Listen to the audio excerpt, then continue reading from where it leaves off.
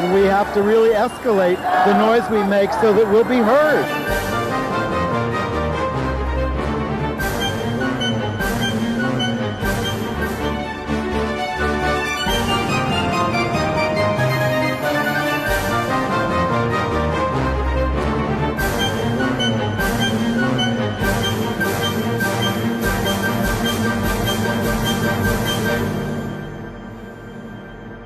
Welcome to Gay USA. I'm Andy Hum. And I'm Rob Shooter. Hi, Rob Shooter of .com and the author of the 4-word answer. Before we get to the headlines, how are you doing with the book? What changes are you wreaking on society with your pitch for kindness? There you are. I'm trying so hard to get people to figure out who they are in 4 words, just 4 words. It's doing really well, Andy. Thank you for having me on your show a couple of months ago when the book came out. Doing really well. I think I peaked at number 11 on Amazon.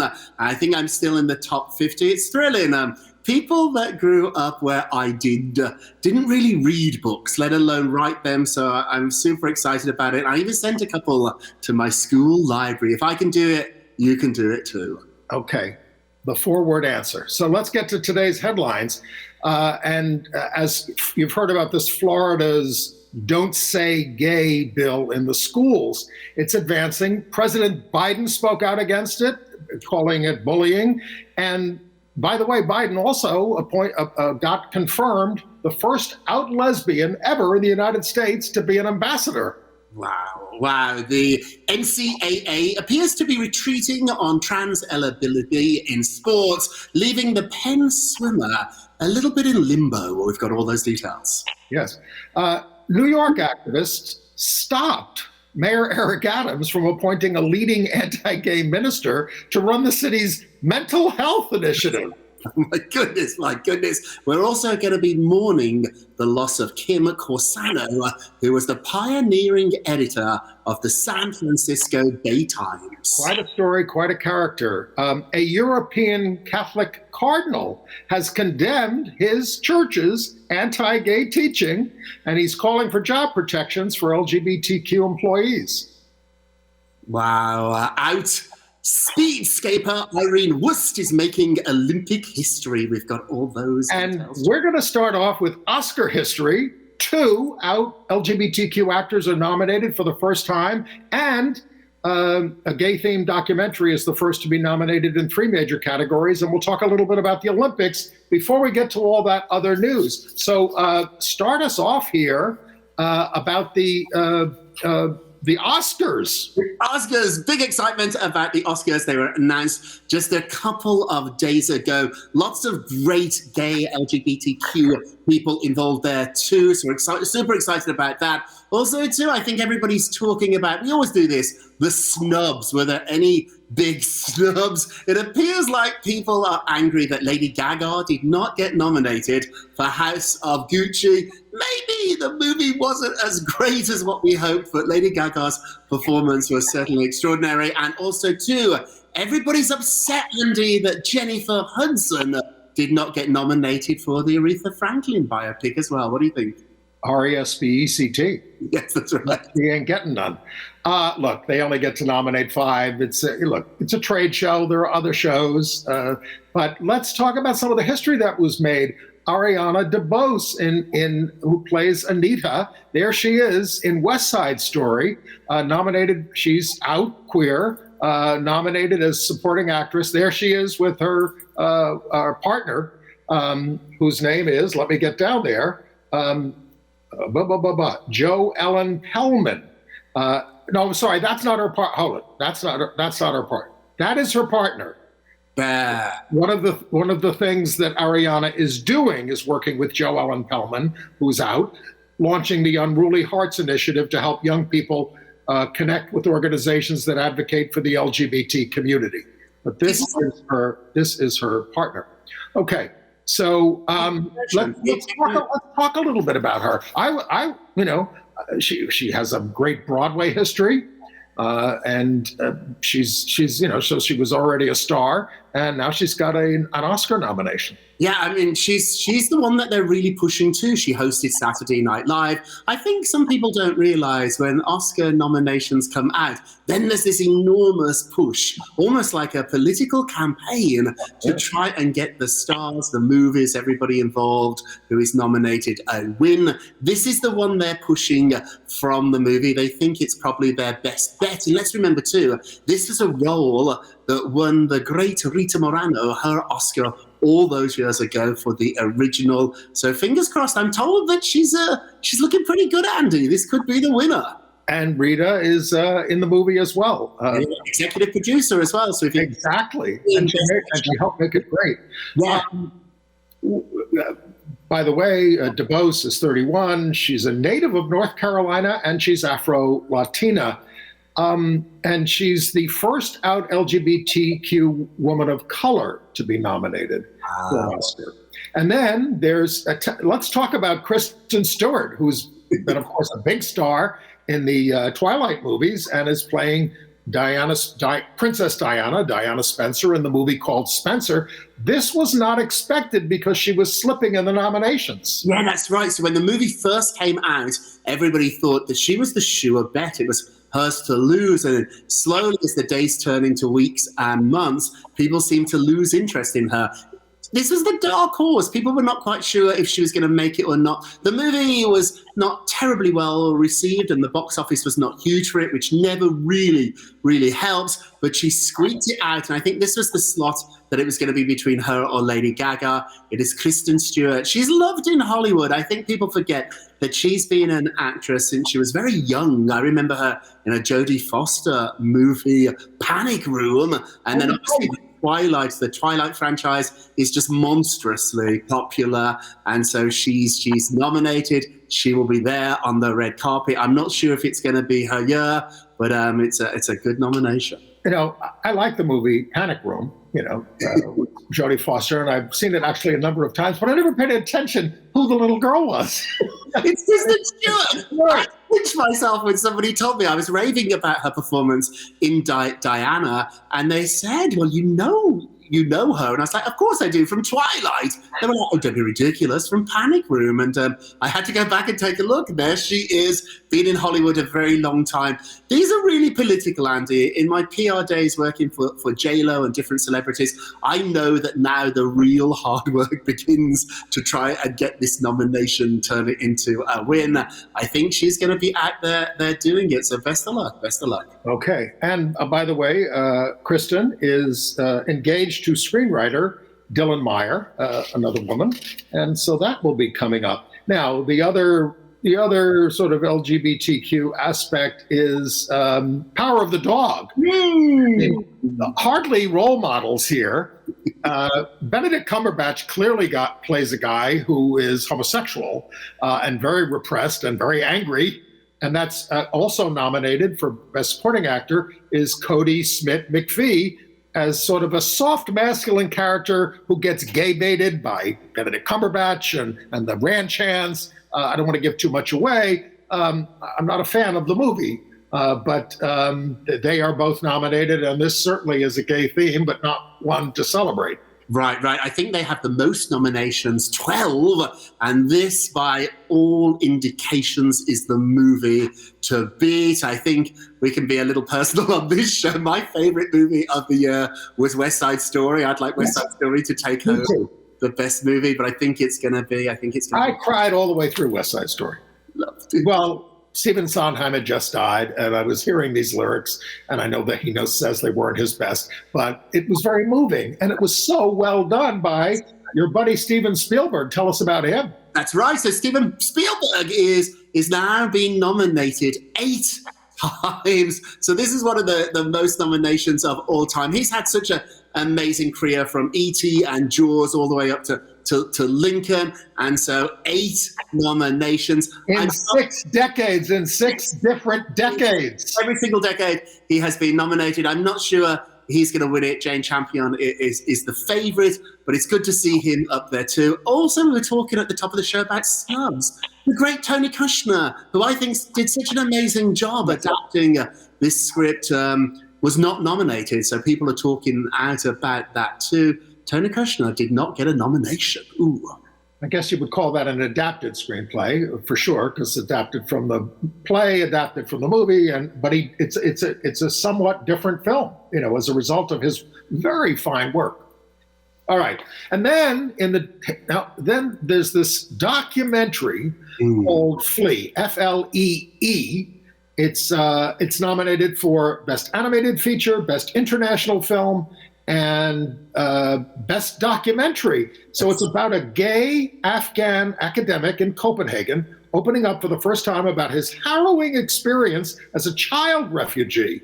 The subject, they do it in cartoon form, in animated form, because they don't really want to reveal who this guy is because of his family, and he's out now. The filmmaker is Jonas Poer Rasmussen. This guy fled in 1995 and they were childhood friends, and they reconnected, and he's finally telling this story. I haven't seen it yet, have you? I have seen it. It's extraordinary. It was one of those movies when you sit down and you maybe don't intend to watch the whole thing. It was getting a lot of buzz. A lot of people have been talking about this, and because of what we do for a living, I was like, I'll watch a little of it. I was completely sucked in within the first 10, 15 minutes. Very, very moving, beautifully done, an amazing story. And we have a story about gay refugees a little later on in international news. And so it's something that's certainly in the news right now. But before we go there, are we done with the Oscars? Yeah, the Olympics, here we come. Okay. So Irene Wust from the Netherlands, the out lesbian speed skater, set an Olympic record in the women's 1,500 meter speed skating in Beijing. She won the gold. The first person to win an individual gold medal in 5 Olympics. And at age 35, the oldest speed skating gold medalist ever. She said that the first that she won in 2006 was the easiest, but winning the 5th time is the hardest. When it's really important, I can show something extra, she said. She plans to retire from the sport now and marry her girlfriend. We have a picture of them together, Letitia de Jong, who is on the left there, this summer after several pandemic postponements, and they want to have kids. And then what else? Summer. And we also have Brittany. Games are like the IOC's reward to China for bad behavior. And then there's this Grindr thing. Now, in the Rio Olympics, they sort of exposed a lot of the athletes using Grindr, and they don't want this. So Grindr changed its privacy settings for those in the Olympic Village. Their profiles will not be visible to people outside the village to protect them from persecution or harassment. Protect them, but of course, not all the people who are being persecuted in China for protesting a lot of things. Right. And I think we have a statement too from Jack Harrison, who runs their Department of Equality for Grindr. He said, quote, "We want Grindr to be a safe space for all queer athletes, regardless of where they are from, feel confident connecting with one another." So the settings have been changed. You can find each other if you're in the village, but you cannot be seen now. It is not yet visible. It won't be visible worldwide. So there's changes. That change has happened, I think, just for the Olympics, and then after that, it will bounce back. I mean, I don't know how much people are hooking up in Beijing in the Olympic Village, given all the protocols around COVID. I mean, if they test positive for COVID, they're done. They are, but I think to get into that village is pretty safe.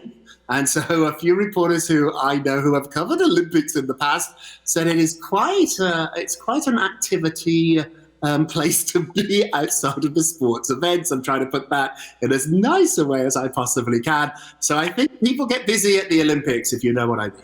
Yes, I mean, there used to be all these things about coaches telling their athletes, "Oh, don't have sex before." I mean, come on.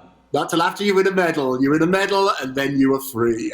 Anyway, China, meanwhile, is moving to kill romantic gay-themed dramas amid a wider crackdown on the entertainment industry. All right, shall we move to the national news? Yes. I think that Florida story is about the biggest, and everybody's hearing about it. They are advancing this Don't Say Gay bill. And I just want to read the operative clause from the bill that everybody's arguing about. A school district may not encourage classroom discussion about sexual orientation or gender identity in primary grade levels or in a manner that is not age appropriate or developmentally appropriate for students. And they're saying this is all very innocent. Everything should be age appropriate. Of course, everything should be age appropriate. But it has a tremendous chilling effect on teachers and students, and it sends the signal this is a verboten topic. And the governor goes on about, oh, they're telling kids don't pick your gender yet. I mean, there's still time. Well, it's a bunch of nonsense. And how are you supposed to have confidential relationships with counselors and of course they want if the teacher finds out the kid is gay, go tell the parents. Don't keep it confidential. That is disastrous. This is really an offensive bill, and the president of the United States has spoken out against it. Yeah, I'm so interested in his response. He's basically said, we've got your back and we're going to do everything in our power to try and stop this. I'm not really sure what they can do, but I hope they figure this out. I know lots of people, including myself, who came out at school, and that was one of the first places where you could talk about it to a teacher, to somebody that you trusted. And so this is going to be devastating. Were you surprised about Biden's response, Andy? Firm and Biden's response was terrific. It's long. I'm going to include it in our email this week because it's so eloquent. He said, just imagine what it would feel like to be a kid watching the leaders in your state bully you through legislation that tries to erase your existence. It's an eloquent statement. I'm going to include it in our email. I think it's worth taking a look at. So he does have their backs.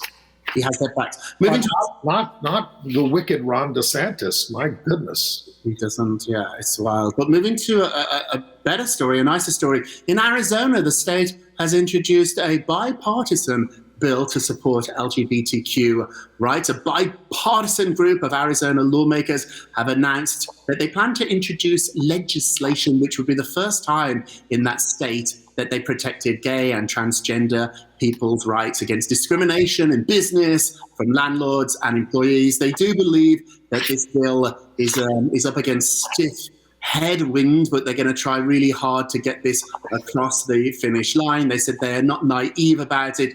They know that the powerful conservative groups in the state government will be fighting against it. They said they're not naive, but to be honest, they are being honorable and working together. Well, it has the support of the House Speaker, Rusty Bowers, who is a Republican.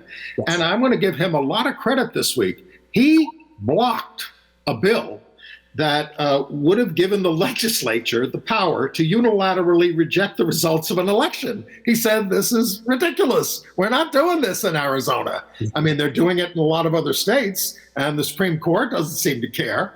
But so good on him. I hope he can last. Yes, absolutely. And speaking of that, I want to talk about what the Supreme Court did this week, because it is also extremely chilling. They let stand in Alabama laws, district lines for congressional districts that were declared racially discriminatory by the lower federal courts, including by Trump judges. And this high court is so hell-bent on getting rid of voting rights and getting rid of laws protecting people on the basis of race or anything else that, even Justice Roberts, who helped gut the Voting Rights Act before, which meant he gutted the right to do the responsibility to do pre-clearance if you were going to change your laws. He got rid of that. And of course, the states went wild in the Republican areas. So he voted with the liberals on this, but the five others, they are going to get rid of everything. Abortion rights, race protection laws, hold on to your hats for gay rights. No reason given either, Andy, just a rejection of it, and 5-4. Yeah, and Virginia this week, some of the states are trying to get rid of their anti-gay marriage laws. I mean, they're not constitutional now, but they will be constitutional if the Supreme Court changes its mind. So in Virginia, the Republicans blocked the second year vote on a constitutional amendment to get rid of that and say that same-sex marriage is not banned anymore. All right, A better story from the White House, Chantal Wong. You want to talk about her? I don't have that story, Pete. You do that. You do that. All right. This woman, Chantal Wong, is the first out lesbian ever to be confirmed in the United States at the ambassador level by the Senate. There have been a lot of gay boys, and right back to, the Clinton administration, and even under George Bush, and even under Donald Trump. But this is the first out lesbian. And the first LGBTQ person of color to be confirmed at the ambassador level. She's a leading authority on international development. She was nominated back in July, and now she is going ahead. She's going to be the director of the Asian Development Bank, which is ambassador level. Okay. Right. Right, took so long. Let's do Peter Thiel. So Peter Thiel, a controversial figure, has exited Meta, which is the new name for Facebook, basically. He's going to focus now on trying to get more Trump candidates elected. So he's worth about $2.6 billion, according to Fortune. He's one of the largest donors to the Republican Party. He just gave $10 million to B.D. Vance, who's running for Senate in Iowa. And now he's decided he's leaving Facebook. He's leaving the board. He's one of their longest serving members. And now he's going to spend his time supporting candidates who follow President Trump's agenda. Yeah, I mean, what was the website that he destroyed with a lawsuit? Oh, absolutely. Was it Gawker that he brought down? Yes. Gawker. $40 million. And yet he's running around saying, "Oh, I'm for free speech and I hate the left and they're always censoring us." Well, come on. He did it with his money. He's a monster, really. I mean, and he got a lot of hatred. And he doesn't give a damn about LGBTQ rights, not a bit. And he is a gay man. And of course, Gawker was the one that reported that he was gay, and he was kind of upset about that. That's where it all started. So technically, he brought them down over the Hulk Hogan sex tape, which they published. Nobody else would. But it was backed by this gentleman, and it all started when they... Peter Thiel. He's loaded. And of course, it was all Facebook money. He was one of the early investors in Facebook. All right. I mean, it's not all Facebook money, but he was an investor, and that really made him rich. That's the big one. Yeah. Okay. So let's talk about this NCAA situation, NCAA. We've been talking about this for a bit. They're changing their rules on trans. But this week, we told you about Leah Thomas, who was a transgender swimmer from Penn, University of Pennsylvania. And she's been winning a lot of races. So that's getting some noses out of joint. Now, this week, 16 Penn swimmers anonymously sent letters to the school and the Ivy League asking that they not take any legal action to defend her getting into the championships. Now, the new, more restrictive policy that the NCAA is sort of trying to pump this from USA Swimming might knock Leah Thomas out. We don't know. But we also don't know if those rules are going to be used for the NCAA because championships in March, because she already qualified under the existing rules. And what's going to happen? The people who wrote this letter said the biology of sex is a separate issue from someone's gender identity, and that Thomas holds an unfair advantage, having bounced from number 462 as a male to number 1 as a woman. Other Penn swimmers said that this letter is not representative of the entire team. So the championships are March 16th to 19th. We'll keep you posted on that. Yeah, it's unclear, isn't it? Caitlyn Jenner has weighed in on this one as well. Of course she has. And Caitlyn doesn't seem to want Leah to compete. No solidarity among the sisters. And Michael Phelps, the big swimmer, has a trans ex-girlfriend, Taylor Leanne Chandler, who believes he's the one who pushed the Penn swimmers to write the anonymous letter, trying to get her banned. Chandler said Phelps has genetic advantages himself, so there is never a, quote, level playing field. We're all different. Right.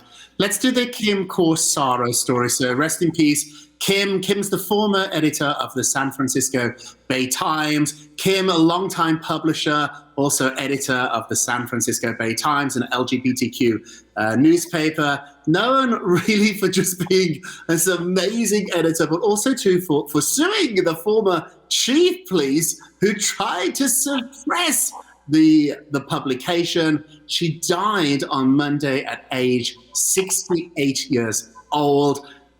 She died from complications because she was out working on the Obama campaign in 2012 in Ohio, and she had an accident, and they mistreated her in the hospital, gave her a powerful antibiotic, and she never really recovered from that. Right. But she did move back to San Francisco in the end. Now, she was quite a character.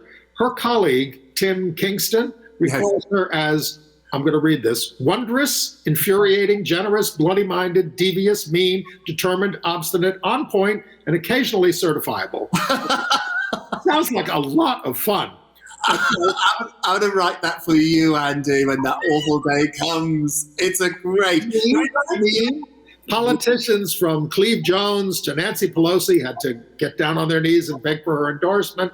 But, you know, she held LGBTQ organizations and AIDS organizations to account, although she was very partial to ACT UP and to Queer Nation. She also bailed out her reporters when they were arrested at things. And, you know, she died in San Francisco after a long illness. Andy, do we have somebody else to take her reins? You know this world so much better than I do. Well, I mean, she had left the reins of the paper for a long time ago. But you know, we're doing it right here. You and me and Ann and Chris Cooper and Dawn Ennis, who is going to be my co-host next week. All right. Let's talk about Michael K. Williams. Yes. So security video has shown police investigators the gentleman that sold the fatal drug to Mr. Williams. He's best known, I think, probably, Andy, from The Wire. And one man has been charged. One man has been charged. I think 3 others have just been charged too, accused of being part of this drug trafficking crew. They were captured reselling drugs shortly after Mr. Williams had died. The U.S. Attorney for the Southern District said his name is Damian Williams. He said, quote, "This is a public health crisis. Deadly opioids like fentanyl and heroin don't care about who you are or what you have." And fentanyl is several times more powerful than natural opioids, and it's derived which are derived from natural sources. There were 2,300 overdose deaths in New York City in the first year of the pandemic. 2,300. So we miss Michael K. Williams. Of course, he took the gay role on The Wire, or he made it a gay role, and some other gay roles as well. I met him a few times, Andy. I interviewed him a couple of times on red carpet. Yeah. So a gentleman was still sort of like... was still uncomfortable a little bit in his new role as a famous person, as a public figure, but was a sweet guy, and rest in peace. And a great actor. You better believe it. Great loss. Yeah. Well, now we're going to talk about a controversy within the community at the Human Rights Campaign. We told you that Alfonso David was fired from the Human Rights Campaign for his role in helping Governor Cuomo at the time with his sex scandals. He says he did nothing wrong. They say he did a lot of things wrong and he broke his contract. But he is now suing for racial discrimination. He claims he was paid less than his white predecessor, that a board member told him to stop mentioning race in his comments because he risked alienating the white gay men who were the core constituency of HRC. Now, Joni Madison, the interim president, said David's suit is riddled with untruths and says he was fired for violating his contract. David says he is just the latest person of color to be affected by bias at the organization. But Michael Vasquez, who worked there as an Afro-Latino activist until August, said, well, David was in charge for the 2 years of the organization. What did he do about racial discrimination? So it's a mess, and it's playing out in public, and we don't know, how it's all going to turn out. And we have big news too, Andy, on Eric Adams, the new mayor, and Fernando Cabrera, which I know you've been following with the press office. So Eric Adams was considering this pretty controversial Bronx councilman in a run to rebrand the $1.5 billion mental health initiative. This looked like it was going to happen. Now it looks like it certainly is not. I know you spoke to the mayor's office, Andy. What did they say? Well, they say he is not being considered for this position anymore. They're going to have him run the mental health office. Fernando Cabrera is a fundamentalist minister who was in the city council who went to Uganda to praise them over their Kill the Gays bill. Right. And how they were standing up to the gays. This guy was going to run an office in New York on mental health. It was absurd. So a lot of the LGBTQ groups rose up and protested. Alan Roscoff of the Jim Owls Club played a central role and talked to the mayor about it, and the mayor pulled back on it. But wow, I mean, and also, so I just asked the mayor's office, all right, who are the high-ranking gay people out in your administration? Oh, we don't ask that question. I said, no. I'm not asking you to expose anybody. I'm saying, who's out so that we have representation as well? Do we? Oh, no, we don't talk about that. We're not going to talk about that. I mean, it's insane. There have been out appointments in mayoral administrations since 1977. Right. I mean, even Giuliani had out gay commissioners. So Adams is saying, oh, we got them, but we're not telling you who they are. I know, and Giuliani was happy to talk about it too. There's lots of these little missteps about Eric Adams. I know it's very early on still into him being mayor, but there seems to be these missteps, and at the moment too, there's this whole drama about, is he really a vegan? I'm not sure if you've been following this. No, he says he eats fish. Vegan there also eats fish, and now too, there's reports that he was spotted eating chicken, God forbid. But it's just these silly little missteps. He is, has a, well, look, a lot of politicians exaggerate and, shade the truth, but these are crazy things. And, again, usually you would want to declare in your press release that you've got an out gay appointment, and this is Pete Buttigieg, that was international headline news, and it was great, and it helps. Do you think they're not telling us because they don't have enough? They don't have people in these positions. Why do you think it is? It's not. So I wrote to the office and I said, look, I can dig around and try to find out. I'm not trying to expose anybody. I'm not trying to quote unquote out anybody. I'm just talking about these people are out and proud. They might have wives, and they're lesbians who have wives and gays who have husbands. They're out. Good grief. Stop treating it like it's something shameful. It sends a terrible signal. It does. Let's do some happy news. So outstate rep Malcolm Kenyatta is marrying his fiancée. That's Malcolm on the left there. Matthew Georgia, Pennsylvania state rep, is now married. Malcolm is currently running for the US Senate, and he announced the news on Twitter featuring himself and his now husband, Dr. Matthew. He wrote the following: "Forever sounds pretty good." I like this. I like the picture. These two seem really, really happy. And they asked, instead of wedding gifts, if you want to buy them a gift, please donate to the Trevor Project. That's nice, Andy. The primary there is May 17th, coming up there in Pennsylvania for Malcolm Kenyatta. And there are a lot of other good candidates. It's quite a race, but Malcolm has gotten a lot of good endorsements, especially from labor.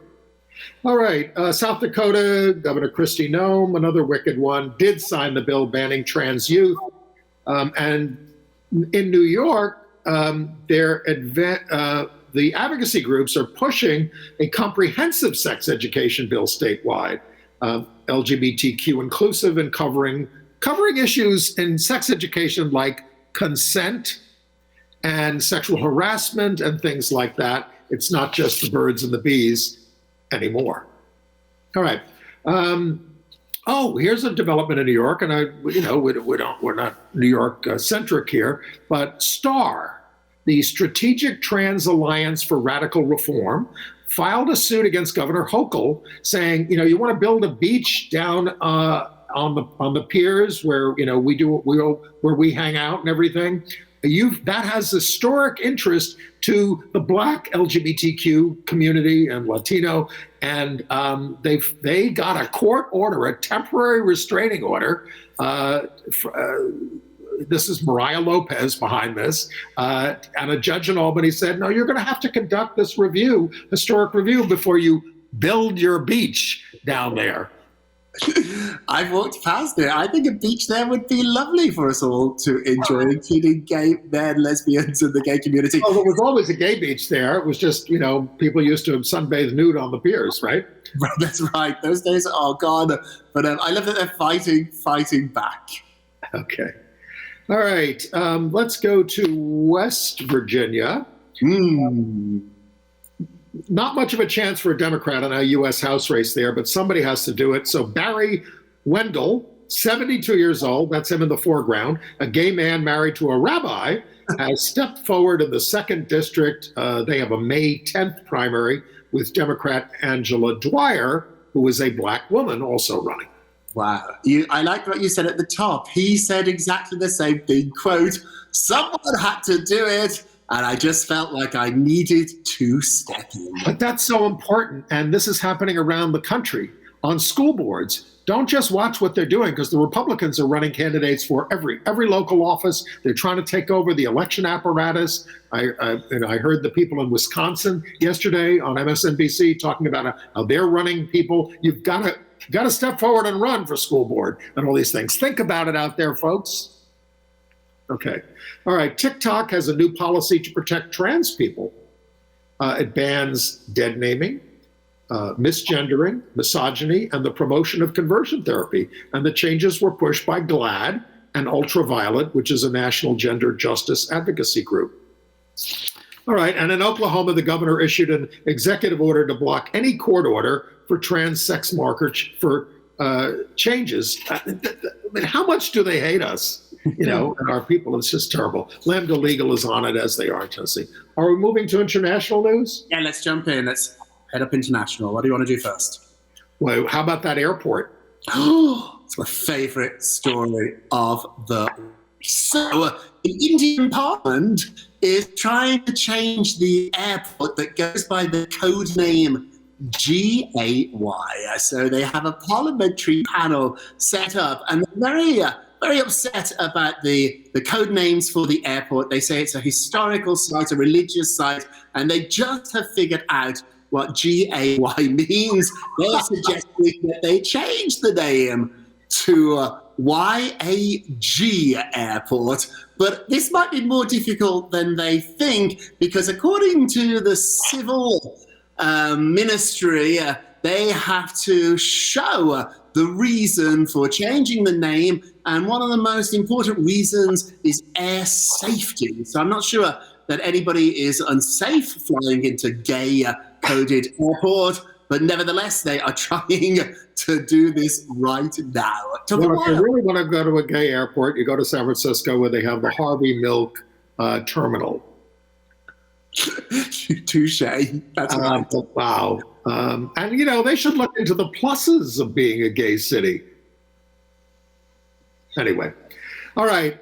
In Luxembourg, hey, we told you about all the German, people who were the Catholics who were stepping forward and saying, you got to stop with the bigotry. Well, on the heels of that, the cardinal there in Luxembourg, Jean-Claude Holrich of there. He's the president of the Commission of the Bishops' Conference of the European Union. He said the church teaching on homosexuality is wrong. It's not based on science. He said sodomy was condemned when it was believed the whole child was contained in the sperm.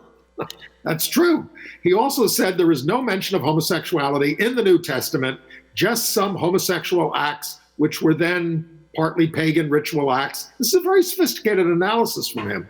He says it's important for the church to remain human. Wow. He said he knows of homosexual priests and lay people in his archdiocese, and they have a home in the church with us. No one is ever dismissed for that. He won't kick out divorced and remarried employees either, because they would then become unemployed, and that wouldn't be Christian. Very Christian. It is everything he says makes total sense. It's very eloquent. I'm glad he's doing this. I read his comments and it made total sense to me. Hopefully it makes sense to others too. It's a big change. This is a story that we don't report very often. It's normally different stories we report about the Catholic Church. You don't see bishops in the United States doing that. I mean, what's his name? Pope Francis has appointed more semi-liberal people, but they only go so far. None of them have gone this far. And this guy in Luxembourg also criticized the Cardinal of Cologne for mishandling the abuse crisis. That he should go work in a parish. As a Christian, he said, you don't have to have a high job and a fancy outfit. You can still be a Christian, but go away. You screwed this up.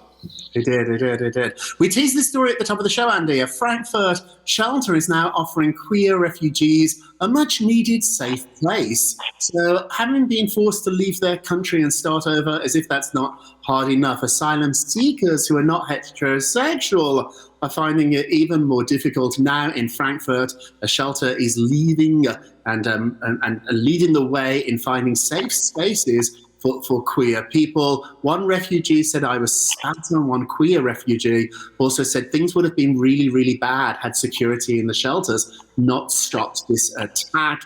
Security sometimes comes too late, though, and now queer refugees are being allowed and given a safe space. Good news. Oh, that's good. That's good. I mean, and you know, you mentioned the Afghan situation.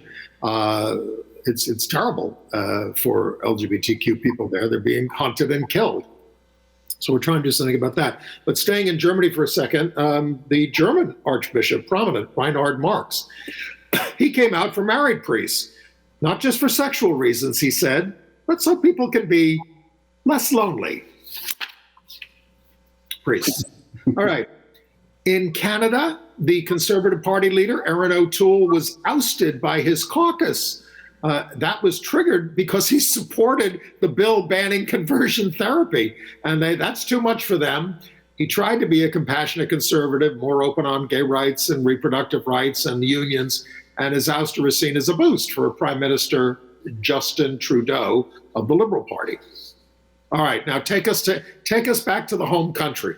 Are we going to talk about the Queen, or do you want us to do Boris Johnson? Which one first? Should we do Boris? So Boris Johnson is being told that he needs to apologise after falsely accusing the leader of the opposition party for protecting a famous paedophile. So British lawmakers are telling Boris Johnson that he needs to apologise to Keir Starmer, who's the leader of the Labour Party, after he was hounded by protesters in Britain shortly after the Prime Minister claimed that he helped to, by not prosecuting famous paedophile Jimmy Savile. Jimmy Savile was a British comedian, a paedophile. It came out after his death, and now the Prime Minister somehow is connecting the leader of the opposition to Jimmy Savile. A lot of people over there are scratching their heads, but it turns...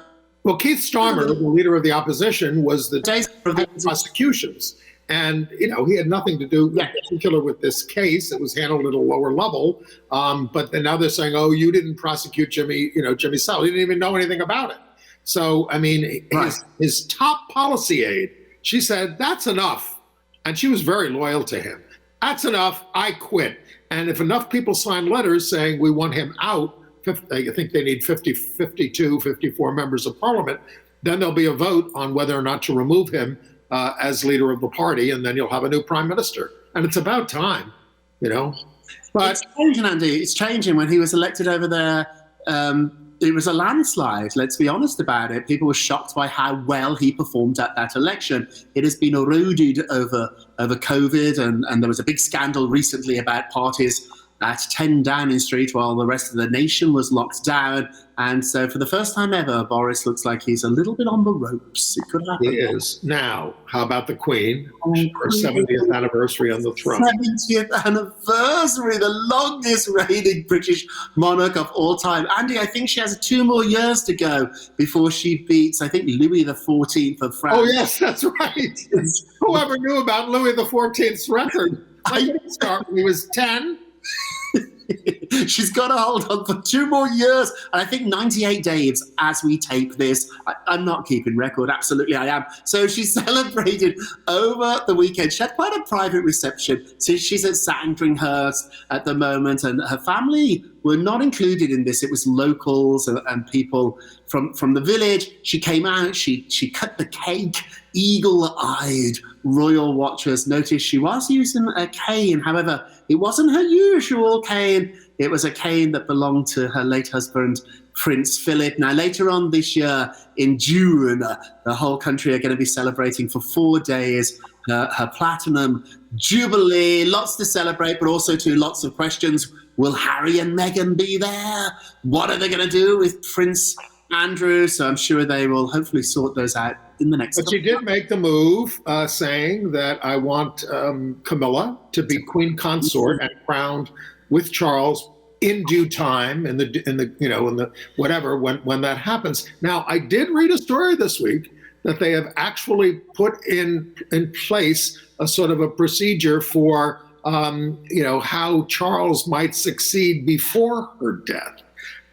There will never be any confirmation of this, but apparently it's been talked about. And, monarchs around the world, when they get to be a certain age, retire and let their heirs rule, younger heirs. I mean, Charles is not young anymore. What is he? 73. She's 90, 95. We had a pope prior to. It's not unheard of. I think with the Queen, all my reporting over the years with the Queen is that she always puts the crown before herself. So even on the day we were celebrating her 70th anniversary on the throne, she made it about the future of the royals by bringing up Charles and Camilla. The public polls have changed over there. In 2005, when they were first married, they had to put out a statement saying she will never be queen, she will be princess consort. Now, over the last 17 years or so, sentiment has changed, it has softened, and now it looks like the Brits will be able to deal with that. I think if the Queen is okay with it, then the public will follow suit too, but 95 years old and 70 years on the throne. Remember that young girl, that princess in Kenya, who went up a tree to look at elephants and came down a queen? It's a really cruel way to become the monarch. You have to wait for a parent to die, and she spoke like that on her 70th anniversary. People have been very accepting of that German family over the years. How dare you? That's right. Tell them that. All right. Going back to the Catholic Church again, ex-Pope Benedict, who covered up clergy abuse of children and worse as the Archbishop of Munich, at first denied that he had any role, but he was exposed in a recent report, and now he says he feels profound shame because he was caught in the report for the victims. But his lawyers are still saying, "Oh, he didn't cover anything up, didn't cover," but where's the shame for the anti-gay bigotry that he personally has espoused for his entire life as a priest and as a cardinal? I mean, the stuff he wrote about gay people in 1987, that were disordered, and that, if there's anti-gay violence, well, what do you expect when you're out there arguing for rights to which no one has any conceivable right? You get what you deserve. I mean, he wrote this in 1987. That's terrible. And of course, there were rumors about him and his boyfriend, Gorgeous Georg. Also, too, he wanted to make it clear that he admitted no personal wrongdoing after an independent report criticized his actions. So although he feels sorry, he's not yet ready to say that he did anything wrong. All right. Are we done with international? That's good segment. Yeah? Yeah, let's do entertainment. Well, we now do sort of AIDS COVID news. Absolutely. Hey, be proud, my people. The CDC found that gay and lesbian adults had higher COVID vaccination rates than heterosexual adults. We did it. I have the numbers, Andy. So 85% of gay and lesbian adults have had at least one dose of the COVID-19 vaccine. That compares to 76% of heterosexual couples. So quite a difference there. And we're more likely to be concerned about COVID and to believe in the safety and efficacy of vaccines. Bisexual and trans adults had rates similar to heterosexuals. Gay and lesbian, white and Latino gay men higher, but Hispanic lesbian women lower than heterosexuals. So a lot of this has to do with the communities that you're in, what your peer group is doing and all those kinds of things. But we can basically be proud. Yeah, absolutely. Now, Republicans have made the hatred of Tony Fauci the centerpiece of the 2022 campaigns, replacing Nancy Pelosi as the object of hate. They're promising, if they win back the House, which they very well may, to investigate him. Now, Fauci now needs 24-hour security for him and his family because of all the abuse that they heap on him. This guy DeSantis in Florida, the governor, calls it Fauciism instead of fascism, when it's, of course, the governor who's the true fascist. Fauci says, I've been demonized by people running away from the truth. All right, more entertainment news. Who should we start with? Well, you saw MJ the musical. I've stopped going to plays, so I need you to tell us about that. I don't think I would have gone to that one anyway, but tell us. It's a confusing one because they ignore anything controversial about Michael's life. It's the authorized musical. It's the authorized producers are his estate. And the children were there. Michael Jackson's children was there because obviously they're going to benefit from this musical too. They benefit from his estate. So it's a strange show that doesn't really ever look at the man in the mirror, pun intended.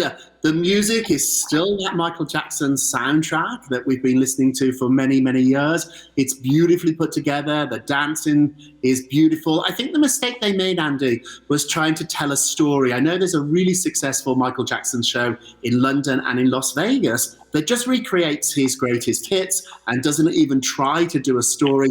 This is a typical jukebox musical that starts with a big hit and then flashes back to childhood and then takes you through their catalog. It stops in the 80s, the late 80s, when Michael was first accused of sexual misconduct. And so it's a strange show, but if you like Michael Jackson music and you like the way he dances and moves, maybe this is the show for you. With a book by Lynn Nottage, two-time Pulitzer Prize winner. I was shocked that she did. How did she agree to do this? Like, she knew what she was doing. A friend of mine who was a critic said it felt like the whole thing was put together by a publicist, and they clearly said you could not mention this and you could not mention this. And there's just massive moments of his life that are missing. Forget the sexual abuse. There's no mention of plastic surgery.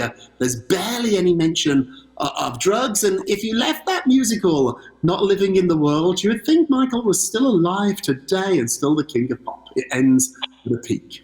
Now they don't report Broadway grosses anymore about what they're selling. Do you have any sense of how it's selling? It's not doing great. It looks as if the New York Times got their hands on some insider numbers, and the mega musicals, the Wickeds, the Phantoms, the Lion Kings, are still the ones that are bringing in all the money. The new shows are really struggling to find an audience. The night I went, it was pretty busy, but You're freezing there. I think it's up this week, though. I think I looked at the Broadway numbers. They won't actually give you figures, but they give you percentages, and I think we're up to 85% of ticket sales are being sold out. So that's good news. So it's going in the right direction, up from about 10% from last week. So fingers crossed. And as I think the world seems to feel more confident going back out, maybe those numbers will go up even further. Well, I may work my courage up to go back. What about the resignation of Jeff Zucker at CNN over an office affair? Bombshell over at CNN. So Jeff Zucker had been dating somebody called Allison for over a decade. They have been together. It is the worst kept secret in show business. Alison Goulest is her name. She was the publicist at the Today Show when Jeff worked at the Today Show. And of all people, Katie Couric looks to be the one to have exposed this. Katie Couric, in her book Going There, was the first one to actually write down that Alison and Jeff had a very strange relationship. She never said they were together, but she did imply it by saying Alison had moved into the same building as Jeff, and it was very awkward around them. And when Jeff took over Katie Couric's talk show, the first person he wanted to hire was his girlfriend, Alison. Now people inside CNN are figuring out, what are they going to do next? Insiders over there are saying Don Lemon, Anderson Cooper, they were part of Jeff's team. I think anybody that's worked in any office, any job, you know, when the boss goes, a lot of things can change. So maybe there'll be changes over at CNN. Ultimately, though, I think it's safe to say what did Jeff in here is the ratings are not that good at the moment. He might have survived this if the numbers had been better, but not great ratings at CNN. All right. My grandfather worked for Pathé in the 20s and for the film company, and was successful there. But when Joe Kennedy took it over, he cleaned house, and Grandpa went to work for the stock market. Anyway, Jeff Zucker, I can never forgive him. He's the one who hired Donald Trump to do The Apprentice. That's going to be honest. Put us on the road to ruin. All right, there's a musical of The Color Purple that's being worked on by Oprah. Out actor Coleman Domingo is set to play Mr. Not a very nice role. We love him. Right. Fantasia is going to be the lead too. I think Timothy Seeley. Yes, Sophia, and Taraji Henson is Shug. Shug. And Oprah called them all up herself to tell them they had got the part. They all had to audition. I think a lot of people think after she won the Tony Award, Cynthia Erivo for The Color Purple a couple of years ago, the revival, she would be offered it, but she's not because she's doing Wicked, lots of theatre news. So she's doing Wicked, so Fantasia. The movie of the musical? The movie, so she's going to be doing that with Ariana Grande. And there's a new report out too that both Ariana Grande and Cynthia Erivo both auditioned. So even if you're the number one selling young artist in the world at the moment, Ariana Grande, who I think has the most Instagram followers in the world too, she had to audition. They're saying that they were both terrific. The director is saying he burst out tears. John Chu is directing it and said these two stopped the room when they auditioned for Wicked the musical. Before we run out of time, the musical New Harmony. Oh! We had Barry Sussman on the show about this, and it's coming up. When is it coming to Broadway? It's coming. So what happens is it opens on March 23rd. Opening night is April 13. My husband, Bruce Sussman, wrote the book. Oh, I'm sorry, Bruce. Why did I say Barry? We said Barry because the composer... Barry Manilow. Barry Sussman. It sounds pretty... It's a mixture of the both of those. So Bruce has been working with Barry Manilow for 50 years now. 50 years. They wrote Copacabana together, and they have written their first musical. It's based on the Comedian Harmonists, who were a really talented group in the 20s in Germany who sold millions of records. It's a true story. They played Carnegie Hall in New York. They made movies with Josephine Baker. They were international sensations. And then when Hitler came to power, some members of the group were Jewish, and the group was... Barry and Bruce are going to be at the 92nd Street Y in New York on March the 12th. We're going to put details in our email about this. And Amy Schneider has quit her job, the Jeopardy champ. Yeah, a great statement by her, Andy. She said that... I'm going to be a public figure now. Yeah, I'm becoming a public figure. She seems a little unsure about it. She said she's terrified about quitting her job, although she's got a nice little nest egg there after winning over $1,382,800, all taxable. Wow. And we got 10 seconds, so I guess all we can do is say goodbye. Take care. Thanks for having me back. I'm going to say hello to Bruce. I will.